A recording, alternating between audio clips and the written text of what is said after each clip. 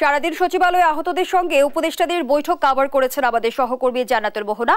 এ নিয়ে বিস্তারিত জানাতে এই মুহূর্তে স্টুডিওতে আমাদের সঙ্গে যুক্ত হয়েছেন তিনি। মোহনা, স্টুডিওতে আপনাকে স্বাগত জানাচ্ছি।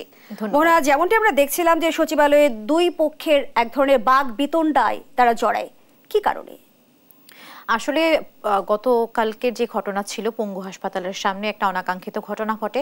সেইখানে হাসনা, সার্জিস এবং মধ্যরাতে যখন উপদেষ্টারা যায়, সেই পূর্ব নির্ধারণ অনুসারেই কিন্তু আজকে বেলা 2টায় সচিবালয়ের স্বাস্থ্য মন্ত্রণালয়ে উপদেষ্টাদের সাথে পঙ্গু হাসপাতালে যে আহতরা বা চিকিৎসা নেওয়ার যারা ছিলেন তারা হচ্ছে যে আজকে একটা বৈঠক করার কথা ছিল। তো আমরা যখন যাই তখন দেখি বেলা 2টায় বৈঠক করতে আসেন গতকালকে যারা আন্দোলন করেছেন তাদের এক দল, আর কিছুক্ষণের মধ্যে তাদের মধ্যে বাকবিতণ্ডা শুরু হয়ে যায়। তখন আমরা জানতে পারি যে গতকাল রাতে যারা আন্দোলন করেছেন তারাও উপস্থিত হয়েছেন, তাদের মধ্য থেকে যারা প্রতিনিধি ছিলেন তারাও উপস্থিত হয়েছেন, সেই সাথে সারা দেশের বিভিন্ন জায়গা থেকে যারা আহত হয়েছেন ওখানে তারাও এসেছেন। অর্থাৎ মানে গতকালকে যাদেরকে আসতে বলা হয়েছে তাদের পাশাপাশি আহত অনেকেই এসেছেন। তো সেখানে এক পক্ষ আরেক পক্ষকে আর কি প্রশ্নবিদ্ধ করে যে আমরা আন্দোলন করেছি, আপনারা কেন আসছেন, আমাদের এখানে কথা বলার জায়গা আছে, আপনারা কি জন্য আসছেন? তখন তারাও বলে আমরা আহত, যেহেতু আমাদেরকে হাসনাত, যেহেতু তাদের ভাষ্য মতে যেহেতু আমাদেরকে হাসনাত বলেছে যে তারা আহতদেরকে নিয়ে বসবে প্রতিনিধি দল, তো সেই কারণেই কিন্তু আমরা এসেছি, আমরা প্রতিনিধি হিসেবে আসিনি, আমরা যারা এসেছি তারা প্রতিনিধি পরবর্তীতে বাছাই করে দিতে পারবো। অর্থাৎ আমরা যেখানে জানতাম যে 10 থেকে 12 জনের আসার কথা প্রতিনিধি, সেখানে আমরা দেখছি প্রায় 100 খানেক আহত আর কি ছুটে এসেছে সচিবালয়, এবং সচিবালয়ের ভেতরে তারা চলে এসেছে এবং তখন প্রচন্ড প্রায় ঘণ্টাব্যাপী বাকবিতণ্ডা হয়। শেষ পর্যন্ত তাদেরকে থামাতে না পেরে আমরা দেখেছি হাসনা, সার্জিসকে ছুটে আসতে। তারা আসেন, তাদের সাথেও হচ্ছে তারা বারবার আশ্বস্ত করেন যে তারা বলেন যে আপনারা আপনাদের মধ্য থেকে প্রতিনিধি বাছাই করেন, প্রতিনিধি নিয়ে আপনারা বসেন, আপনারা আপনাদের দাবি দাওয়াগুলো নিয়ে সাজান। তার আগে গতকালকে যারা আন্দোলন করেছিলেন তারা কিন্তু 7টা দফা দাবি দিয়েছেন এবং 7 দফা দাবির জন্যই সচিবালয় এসেছে, এবং যার মধ্যে সুচিকিৎসা এবং পুনর্বাসনের প্রথম দাবি ছিল, সুচিকিৎসা এবং পুনর্বাসন, সেই সাথে আরো 6টি দফা দাবি ছিল। তো সেই দফা দাবি নিয়ে তাদের উপদেষ্টাদের সাথে কিন্তু বৈঠক করার কথা ছিল। এরপর হাসনাত এবং সার্জিস আসার পর তাদেরকে অনেকক্ষণ ধরে ঠান্ডা করার চেষ্টা করেন। শেষ পর্যন্ত ওভাবে আর কি সবাইকে ঐকমতে না আনতে পারলেও তারা মিলে একটু তাদেরকে বোঝায় এবং জানান যে আপনাদের জন্য উপদেষ্টারা বৈঠক করছেন।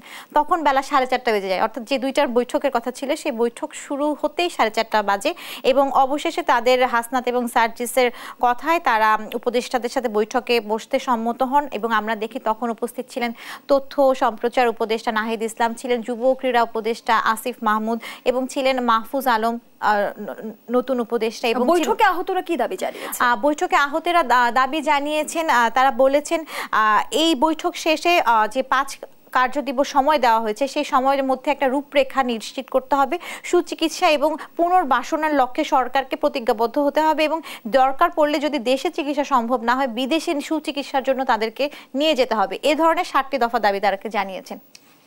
আমরা আরেকটি বিষয়ে খেয়াল করেছি, সেটি হচ্ছে যে উপস্থিত থাকলেও স্বাস্থ্য উপদেষ্টা কোনো কথা বলেননি, সেটি কেন? হ্যাঁ, এতে আমরাও, আপনি যতটা অবাক হয়েছেন আমরাও অবাক হয়েছি যখন দেখেছি যে স্বাস্থ্য উপদেষ্টা উপস্থিত আছেন, এবং গতকালকে একটা অনাকাঙ্ক্ষিত ঘটনা তার সাথে ঘটে গেছে। সেখানেও আমরা দেখেছি যে গাড়িতে করে সে ওখান থেকে পালিয়ে না হোক, বলা যায় যে সেখান থেকে চলে গেছেন।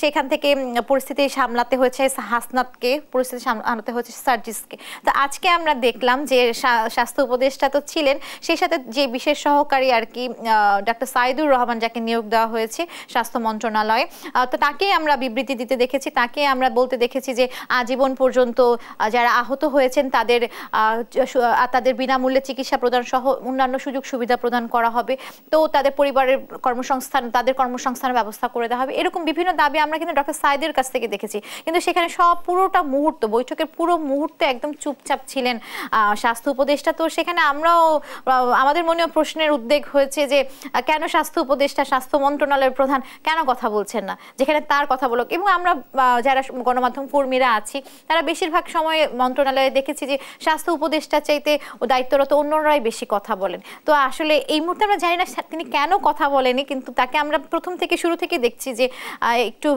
গণমাধ্যমের সামনে তার ভূমিকাটা কম, গণমাধ্যমের সামনে তিনি কম কথা বলেন। এই সংকটের সমাধান হবে কি, কতটা আশাবাদী? দেখা যাক, 5 কর্মদিবস সময় তো বেঁধে দেওয়া হয়েছে অন্তর্বর্তী সরকারের পক্ষ থেকে। আজকে যে ধরনের বাকবিতণ্ড বা যে ধরনের গরম উত্তপ্ত পরিবেশ দেখেছি, আমরা আশা করি 5 কর্মদিবসের মধ্যে যত আহত রয়েছেন তাদের জন্য একটি সুচিকিৎসা ব্যবস্থা করে দিতে পারবে অন্তর্বর্তী সরকার। সেই আশা হয়তো কেবল তাদেরই না, সকল জনগণেরও হচ্ছে এই আশাটা। কারণ তাদের যেই আমরা দেখেছি গণ অভ্যুত্থানের সময় তাদের এই আন্দোলনে অংশগ্রহণের ফলেই কিন্তু আমরা এই যে নতুন স্বাধীনতা বলা হোক বা স্বৈরাচারকে দূরীভূত করা হোক, এই বিষয়টা কিন্তু তাদের অংশগ্রহণের জন্য পেয়েছে। তাদের যদি সর্বোচ্চ সুচিকিৎসা, তাদের কর্মসংস্থানের ব্যবস্থা যদি না করে সরকার অন্যান্য সংস্কারের প্রতি বিশেষ করে মনোযোগ দেয় বা নির্বাচন ব্যবস্থার প্রতি বিশেষ করে মনোযোগ দেয়, তাহলে কিন্তু গণ অভ্যুত্থানের যে স্পিরিট ছিল সেই স্পিরিট কিন্তু প্রতিফলিত হবে না বলে আমরা মনে করছি। ধন্যবাদ জানাচ্ছি সহকর্মী জান্নাতুল মোহনা। দর্শক, স্টুডিওতে কথা বলছিলেন সহকর্মী জান্নাতুল মোহনা।